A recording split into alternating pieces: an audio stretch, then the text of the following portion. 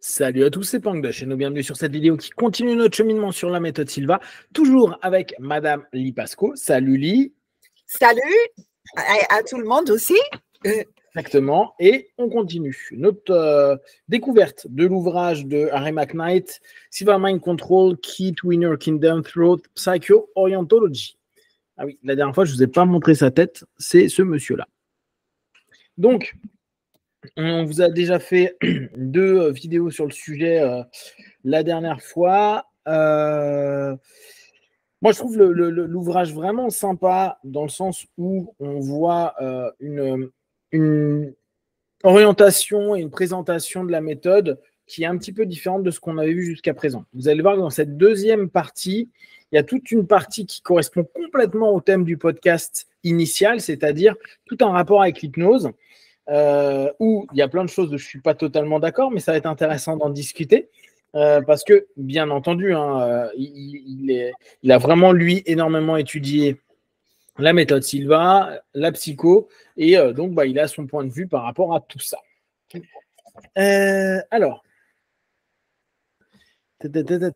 oui. Ce que j'avais trouvé intéressant, c'est qu'il nous reparlait un petit peu de l'historique de la méthode Silva. Il nous reparle de The Institute of Psycho-Orientology, qui a été fondée comme une organisation pour regrouper un petit peu toutes les corporations et manager la recherche et développement, l'entraînement des instructeurs et tout ce qui était le travail de trademark, copyright, etc. Donc, c'est assez intéressant parce qu'il montre comment au fur et à mesure c'est vraiment devenu Mind Control, Silva Mind Control, alors qu'au départ les noms n'étaient pas tout à fait aussi sûrs, et on voit comment ça s'est structuré, comment les gens ont aussi naturellement appelé la méthode. Moi je trouvais que Mind Control c'était très bien, hein, mais c'est vrai que comme Lee l'avait fait remarquer, Mind Control en anglais, en français ça donnerait contrôle de l'esprit, et contrôle de l'esprit, automatiquement, on rentre dans cette espèce de peur de se dire je vais me faire contrôler mon esprit, et dès lors, ça a complètement disparu. D'ailleurs, le nom à l'époque, hein, c'était Mind Control. Là, sur la couverture, là. Et à l'époque, le mot mind control était surtout utilisé dans le contexte de brainwashing, lavage du cerveau, comment les espions avaient le... Oui. Donc, c'était vraiment quelque chose qui était considéré horrible. Pourtant, apparemment, quand les gens ont fait plainte à José Silva, il dit oui, mais au moins, les gens, quand ils entendent parler de mind control, ils disent « Oh, c'est quoi ça ?» Ils sont curieux. Ce qu'on disait la dernière fois, hein, il y a un élément qu'il faut bien prendre en compte, c'est que pour que la méthode soit connue et ait pu toucher des millions de personnes, il a bien fallu un marketing. Et qu'on le veuille ou non, les marketings de provocation sont des marketings qui fonctionnent très très bien. Quelqu'un qui va se dire waouh, c'est quoi ce truc de mind control, même s'il s'y intéresse que 10 secondes, le fait que d'un coup il se soit arrêté, qu'il soit dit c'est quoi ce produit-là, c'est quoi ce séminaire-là, c'est quoi, qu'est-ce qu'on me propose derrière, c'est quelque chose qui est plutôt malin et plutôt bien orienté. Donc il a eu raison. Est-ce que toi, quand tu as commencé en 88, non, tu étais instructrice en 86, tu as commencé, c'est ça? Non, 88, c'était vraiment 88. Le moment de ma première formation. J'avais fait la méthode Silva en tant qu'étudiant en 85. Mais même là, on avait déjà changé le nom. D'accord, c'est ce que j'avais demandé. Donc, en 85, c'était la méthode Silva. Voilà. Et tu vois, ce qui est étonnant, c'est que là, cette réédition, c'est une réédition de 77, et c'était encore en mind control. Donc, tu vois, ça a dû être entre la fin des années 70 et le début des années 80 qu'ils ont dû l'appeler totalement méthode Silva. Alors après, ça j'ai trouvé que c'était intéressant parce que ça revient à beaucoup de choses qu'on a déjà partagées au travers du podcast, le fait que la méthode soit plutôt intéressante dans le fait où on puisse vraiment l'adapter pour plein de thèmes différents, que ce soit pour les ventes, que ce soit pour le développement du business, que ce soit pour les enfants, que ce soit pour les sportifs, etc., etc. On sait qu'on a, au travers de la méthode, en gardant le même concept initial, avec les mêmes logiques de conditionnement, avec des exercices assez similaires, une fonctionnalité, une possibilité d'en faire fonction dans différentes dans différents domaines. Et ça, c'est quand même assez chouette parce que quand on étudiait les différents thèmes, on se rend bien compte qu'il utilise les mêmes exercices, les mêmes conditionnements, etc. Et pour autant, il l'oriente d'une façon à ce que ce soit intéressant pour quelqu'un qui fasse du business et qui l'utilise d'une certaine façon et pas nécessairement de se dire je vais faire un cas, mais je vais plutôt travailler mon intuition pour savoir qu'est-ce que je vais lui dire, comment je vais préparer mon rendez-vous, qu'est-ce que la personne me semble aimer, apprécier, etc. Et ça, c'est quelque chose de plutôt chouette comme principe de dire, voilà, cette discipline, potentiellement, elle peut s'adapter aux besoins que vous avez et pas simplement rester sur la façon, on va dire, du séminaire de base qui est le plus global possible, mais on peut le spécialiser à un moment donné. Ça, je trouve que c'est chouette. Donc, c'est ce qu'il dit. Ouais. Le seul prérequis qu'il y a, c'est de savoir communiquer dans une classe. Nous avons des élèves depuis l'âge de 8 ans jusqu'à 108 ans. L'âge n'est pas un problème. Et il y a des cours spéciaux pour les enfants, les business executives.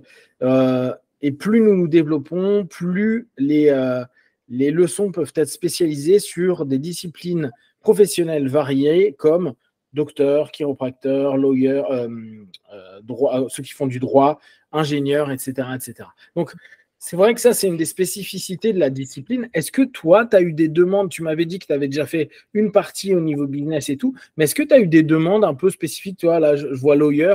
Est-ce que tu as des personnes dans le droit qui t'ont dit, tiens, est-ce que tu aurais des méthodes par rapport à mon travail? Alors, je suis juriste ou je travaille dans les RH, etc. Est-ce que tu as eu des demandes parfois un peu différentes de ce qu'on pourrait s'attendre à se dire, tiens, j'ai fait le séminaire de base, mais moi, j'ai une spécificité, je sais pas, je suis chiropracteur, j'ai envie de savoir, en plus de mon travail, avoir un plus, ou je suis juriste et j'aimerais savoir comment je peux l'utiliser. Tu as déjà eu des questions ou des personnes qui t'ont fait cours, souvent, il y a des questions, mais évidemment, je ne peux pas refaire tout un cours pour une certaine... Mais dans le cours, justement, par exemple, il y avait une fois une femme, tu as dit juriste, qui disait, oui, c'est très bien, mais moi, je dois apprendre tous les articles de la loi avec le numéro qui allait aux centaines. Et là, mais avec la classe, parce que tout le monde était intéressé, on a donné 2 ou 3 exemples. Elle a dit la signification de la loi, le numéro de la loi, et on a pu trouver justement, en mettant les chiffres en lettres, une petite phrase qui était connectée avec l'image qu'elle avait de l'intention de la loi. Mais ça, c'est des toutes petites choses. Pour des groupes, effectivement, comme je t'ai dit, j'ai fait ça pour, en fait, c'était pour Renault. Et là, j'ai enseigné le séminaire de base avec les techniques, mais simplement plutôt visé vers les affaires et leur business. Très, très tôt dans les années 90, j'ai été invitée à faire ça par un ostéopathe. Et tout le monde dans le cours était des ostéopathes. Et là, ils ont adoré les cas, bien sûr, parce qu'il m'a dit après, justement, que souvent, quand quelqu'un était devant lui en train de lui expliquer les problèmes, en fait, il trouvait ça une distraction. Parce qu'eux, ils disaient des choses qui, en fait, c'était leur idée. Et ils disaient, maintenant, je fais un cas. Pendant que quelqu'un est dans la salle d'attente, je ferme les yeux, je fais un cas avant même de les voir des fois, et je trouve, et quand il arrive et il me dit ceci, cela, je fais les connexions. Donc, oui, mais j'ai rien changé, j'ai simplement trouvé des exemples, etc. Mais c'est pareil, justement, juste récemment, j'étais avec des gens qui ont vu les Sales Power pour la première fois. Et en ouvrant, ils ont dit, ah, mais c'est toutes les techniques dans le cours de base. Mais oui, c'est toutes les techniques. C'est simplement viser. Tous les exemples sont comment, justement, un vendeur ou un sportif, dans un autre cas, peut utiliser les techniques. Oui, c'est ça. Non, mais c'est ça qui est assez sympa avec le système, c'est que on peut vraiment réutiliser un ensemble d'éléments pour nos professions, ou en tout cas, on peut l'adapter à nos professions. Là, j'étais en train de réfléchir pendant que tu étais en train de me dire, tu parlais de cas. Attends, je voulais te montrer quelque chose. Ça doit être là. J'ai juste envie de voir si c'est... Alors, je vais te partager mon écran. Et ça va partager avec tout le monde. Alors, hop, on est là, présenter. Onglet, ouais, ça doit être ça. Non, c'est pas ça. C'est plutôt ça. Super. Ok, partagé. Donc, hop. Est-ce que. Attends. Est-ce que c'était celui-ci? Est-ce que c'était celui-là que qu'ils ont viré de YouTube? Est-ce qu'il y avait deux? Il y avait un où le son n'était vraiment pas très bien. Alors, attends, je vais te mettre le son. Là, j'ai un pour pas que ça fasse de bruit. Ah! Oui, mais même sans le son. Oui. Parce qu'il y a deux où il interviewe. Et le deuxième, j'ai toujours, mais je suis certain que c'est pas là. Parce que quand je vois comment il utilise les mains là, il est beaucoup plus précis. On voit ce qu'il est en train de faire. On dit que c'est un. Je crois que tu as trouvé. Yes. Ouais, je te donnerai, toi, là, c'est Laura. Oui. Est-ce que c'est. Oui. C'est celui qu'on avait perdu. Alors là, il est sur YouTube ou uniquement. Non, il est sur le. Mais je vais essayer de te l'envoyer. Mais tu vois, je l'ai retrouvé. Je t'expliquerai ça après, mais je l'ai retrouvé sur un des trucs de aide. Donc, c'est bien celui-ci. Hein, donc voilà. Et là, ça nous permet alors pour les personnes. Quand j'ai envoyé ça, ou bien j'ai montré ça, même pendant 2-3 minutes à des gens avant de faire les cas, ça a vraiment changé. Ils sont stimulés à utiliser. J'ai vu les gens juste après prendre des choses, nettoyer, vraiment comme si c'est là. Donc, c'est inspirationnel. Merci beaucoup. C'est chouette. Yes. Je suis contente. Comme ça permettra. Hop, arrêtez le partage. Nickel. Hop, donc, ça permettra pour les cas de voir un petit peu tout ça. Nickel. Je te dirai, je t'expliquerai un peu cette histoire avec cette vidéo-là. Ok, on continue sur notre livre. Oui, un élément que je trouve intéressant, qui rappelle, parce que assez souvent, moi, la notion PES, ESP, là, je sais que si on en parle à des personnes, si on dit des PES, alors aujourd'hui, c'est moins courant qu'à une certaine époque. Hein, quand on parlait de ESP ou PES, les gens pensaient tout de suite pouvoir extrasensoriel ou perception extrasensorielle. D'ailleurs, nous, en français, on dit plus pouvoir que perception. Je suis en train de réaliser. Ah bon? Ouais, je crois qu'on ne dit pas. Je crois, il faudrait que je vérifie. Mais bon. Oui, je trouve que c'est intéressant. Le nom initial, c'était mis par Dr. Ryan de Duke Université. Oui, c'était de Duke University. Vraiment utilisé cette expression pour la toute première fois. On n'a rien avant ça sauf le mot intuition. Quoi. Oui, c'est ça, sauf intuition. Donc, je revenais là-dessus, j'ai surligné ça parce que c'est vrai qu'il y a beaucoup de personnes qui ne sont peut-être pas forcément au courant ou qui parfois peuvent reconnaître, peuvent confondre. Dans la méthode Sylvain, on utilise beaucoup ESP en anglais ou PES et initialement, ça voulait dire perception extrasensorielle. Et la méthode, elle, a décidé d'utiliser par projection sensitive effective, d'accord? Sensorielle effective. Ce que je trouve assez intéressant, donc il dit, dans le mind control méthode, on dit projection sensorielle effective parce que nous savons qu'il n'y a rien d'extra. J'aime bien son explication, qu'il n'y a rien d'extra à ce sujet-là. Tout le monde en a la capacité. C'est plus qu'une perception. Et ça, j'ai trouvé que c'était très, très sympa comme précision. Oui. Parce que vous êtes capable de projeter bien au-delà de vos 5 sens de perception et vous pouvez participer activement et passivement au processus. Dans le 303, vous établissez des points de référence qui permettent de vous projeter dans vos sens internes et obtenir des informations variées à des niveaux et des profondeurs dans les différents royaumes nommés minéraux, végétaux et animaux. Je trouve cette petite précision sur PES plutôt chouette à dire, bon, c'est pas extra et c'est volonté, c'est effectif, c'est quelque chose qu'on fait fonctionnellement et tout le monde peut le faire. Et la notion de c'est plus une perception, c'est plus une projection qu'une perception. Et ça, je trouve que c'est pas mal. Parce que la notion de perception, on pourrait se dire à un moment donné, elle se limite. Et là, en projection dans ce qu'on connaît comme cause à effet, ça peut être une ouverture et quelque chose qui est assez chouette. J'ai trouvé cette explication sympa. Qu'est-ce que tu en penses, toi? Tu l'avais déjà lu cette Oui. En fait, quelquefois, je l'explique un peu comme ça. Cette idée d'extra, effectivement, était limitée à des gens qui avaient des talents supplémentaires et aussi projection, parce qu'en fait, c'est une méditation dynamique. On projette l'esprit pour trouver une réponse plutôt que espérer qu'on va capter quelque chose. Donc, évidemment, c'est les deux choses. Mais là, on peut l'initier et être plus dynamique. Justement, je trouve que Harry, c'est un très bon pédagogue parce qu'il trouve juste les bons noms ou quelquefois les bons métaphores pour c'est pour ça et on comprend très bien, oui. Comment il écrit. Je trouve que son livre là-dessus est vraiment très bien fait parce qu'il est que sur des choses assez pratiques. Il nous explique bien plein de petites choses et il donne des éléments où en fait on n'avait pas, comme tu dis, la métaphore ou l'image qui pouvait simplifier encore l'idée. Ah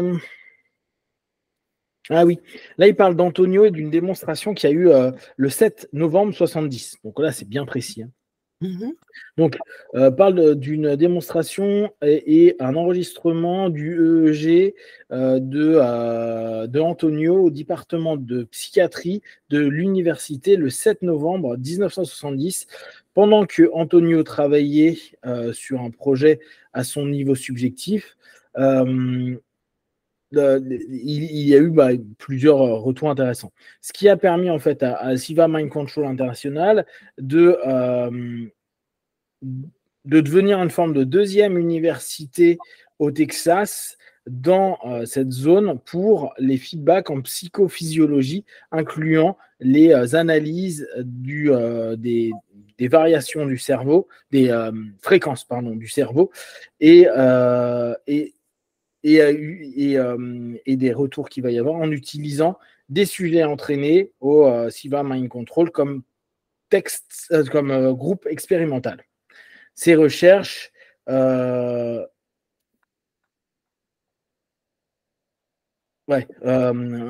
ces recherches ont été faites en fait par des participants qui ont suivi bien sûr les lectures, les cours et les démonstrations. Et en fait, ça a aussi permis de designer un ensemble de projets supplémentaires sur tout ce qui va être travail sur l'intuition, les feedbacks, etc., etc. Donc, c'est intéressant parce que le fait d'avoir emmené Antonio faire cette démonstration, et je crois que c'est une des photos qu'on voit où on voit qu'il est derrière et on voit Antonio tout jeune en train de faire. Ouais, c'est ça. Il y a 2-3 photos. Il faudra que je vous les retrouve. Je les mettrai dans le groupe. Si j'y pense pas, n'hésitez pas à me le mettre. Je crois voir où est-ce que j'ai vu les photos. Ça, je trouve que c'est intéressant. On voit quand même que à cette période-là, il y avait un vrai intérêt sur cette réflexion, sur l'intuition, sur toutes les variables avec le cerveau, parce que n'oubliez pas que ça a été quand même un des points que Silva a voulu beaucoup confirmer, parce que ça avait été montré, ces fréquences. Et on voit quand même qu'à l'époque, il y avait des liens qui étaient peut-être plus simples, ou en tout cas faits plus facilement qu'aujourd'hui, où on voit que les universités sont très universitaires, s'ouvrent pas forcément aux autres, parce qu'ils estiment que c'est non scientifique, ou en tout cas pas développé par des personnes qui ont des diplômes suffisants, donc c'est pas toujours pris en compte. Mais à l'époque, tu sens que c'était assez lié. Tu avais écho de tout l'impact qu'avait pu avoir justement la méthode au niveau universitaire, sachant que Duke, par exemple, les gars de Duke avaient plus ou moins, au bout d'un moment, mis de côté le travail de José. Mais est-ce que tu as eu écho d'autres choses ou d'autres impacts qu'a pu avoir la méthode à un moment donné? Je crois que tu es au courant, il y avait un moment où il a invité beaucoup de scientifiques, mais vraiment dans le domaine très dispersé, à une conférence gratuite où il voulait présenter la méthode Silva. Et je crois que ça, c'était la suite de cette difficulté de prouver des choses pour Dr. Rein, parce que Dr. Rein, à lui, où sont tes évidences, tes preuves, où sont tes expériences? Et pour José, il avait fait les expériences, mais il n'avait pas la méthode scientifique. Donc là, il a contacté des gens qui avaient vraiment une renommée dans leur champ différent et beaucoup ont gardé le contact avec José et l'ont donné justement des encouragements, des soutiens, etc. Wilfred Hahn, par exemple, Dr. Wilfred Hahn était une des personnes qui sont... Et il a trouvé le travail de José fascinant et il lui a aidé justement à savoir comment construire des expériences qui sera reconnues par la communauté scientifique. Dr. Hahn est celui qui avait fait notamment l'enquête. L'enquête, c'est lui qui l'avait initié pour avoir les statistiques sur les 1107 personnes. C'était le Dr. Hahn qui l'avait initié. Ah, mais voilà, tu vois, ils voulaient des chiffres, des statistiques. Exactement, ils veulent des stats. Tu vois, c'est remis ici. À la fin, tu verras. Blablabla. Bla, bla, bla. Bon, je ne sais plus, il y a écrit blablabla. Bon, je ne sais plus où je l'ai lu. Référence, docteur. Oui, avec les colonnes. Exactement. Ouais, oui, ouais. j'ai vu les colonnes souvent, mais je n'étais pas au courant que c'était le résultat d'un questionnaire. En gros, c'est ça, c'est in the survey sur les 1107 participants, plus de la moitié du pourcent, blabla. Référence Anne. Bon, bref, c'était dans les studies de la fondation Mind Science, Los Angeles, Californie, etc. Ouais. Donc, c'est intéressant ça comme lien. C'est que c'est quand même quelqu'un qui était universitaire. Et, comme on vient de le dire il y a quelques instants, il y a ce besoin, ce qui est normal hein, dans le côté universitaire, d'avoir des chiffres, d'avoir des preuves. Et c'est vrai qu'aujourd'hui, surtout avec ce genre de notions comme l'intuition et autres, c'est compliqué. Et d'ailleurs, il y a 2-3 jours, je n'ai pas encore fait le résumé, mais il y a un article dans Psychology Today qui est sorti. En français, ça donne comment débloquer votre sixième sens. La neuroplasticité favorise la croissance par la pleine conscience, l'intelligence émotionnelle et la curiosité. Et en fait, c'est tout un article sur l'intuition, etc., avec un petit peu l'évolution qu'il y a actuellement des sciences et puis tout le lien qu'il va y avoir avec des parties du cerveau, etc. C'est assez intéressant. Je te l'enverrai si tu veux. Ah oui. C'est où cet article-là? C'est Psychology Today. Oui.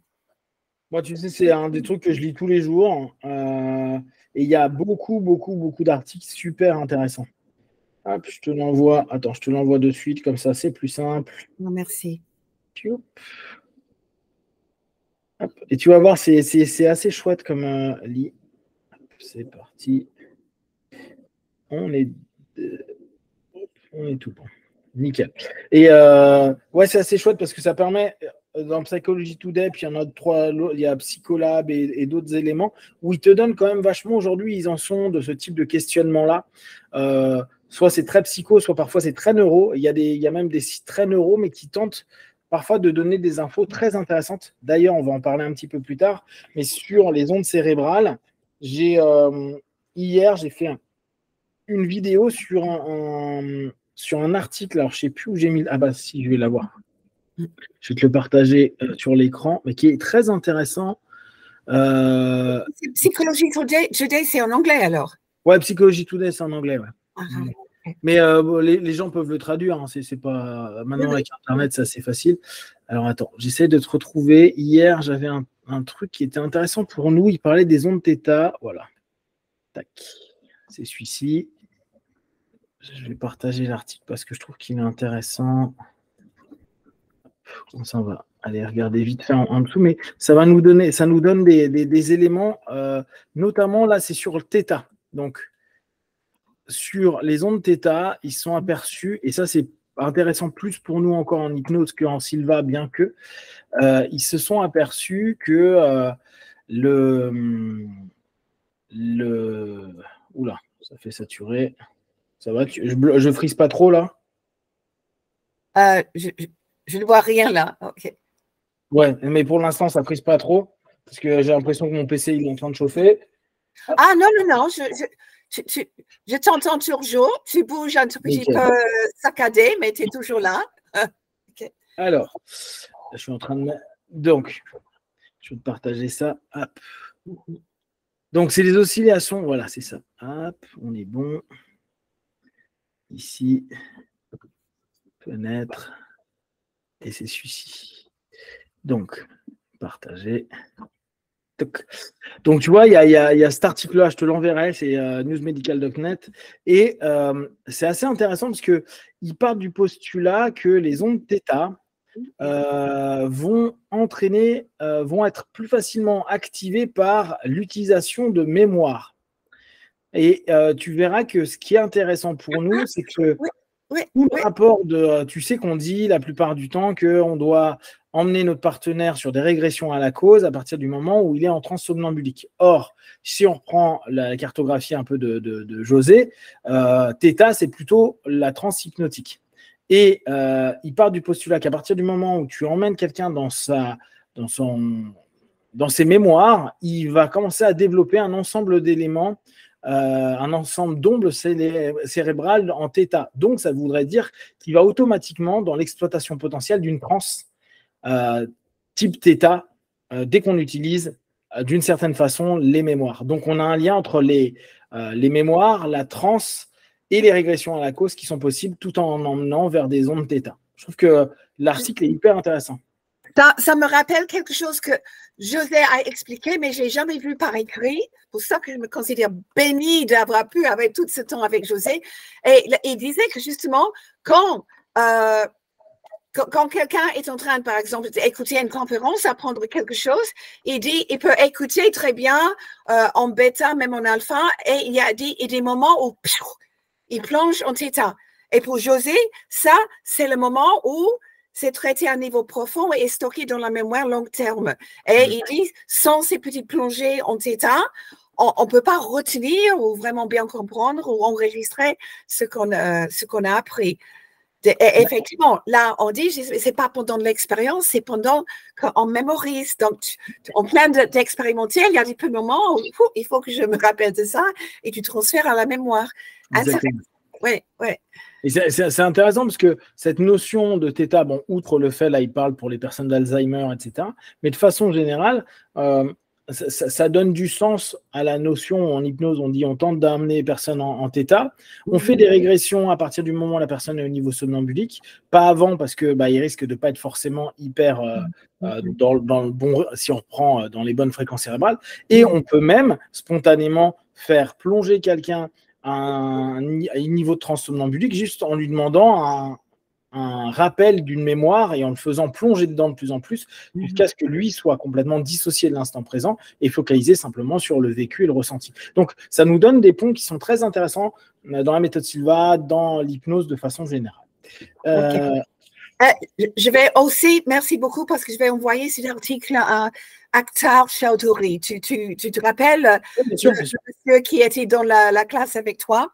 Parce qu'il est justement en train, ça va prendre 10 années, mais il est en train de faire pour son thèse, pour son PhD, la méthode Silva pour la gestion du stress et l'apprentissage. Et il veut vraiment toutes les infos scientifiques qu'il peut faire et il doit faire des expériences lui-même. Mais ça serait vraiment chouette. Mais effectivement, θ, mémoire, ça va tomber exactement dans le domaine qui fait des recherches. Ok, je t'envoie ça aussi. Nickel. Là, pour cette partie-là, on s'arrête. Si vous avez des questions et des remarques sur ce qu'on a déjà partagé, n'hésitez pas à nous envoyer des commentaires. Et comme d'habitude, de tout ce qu'on propose, ne prenez que ce qui est bon et juste pour vous tester, observer, analyser et conclure. B1, à très vite.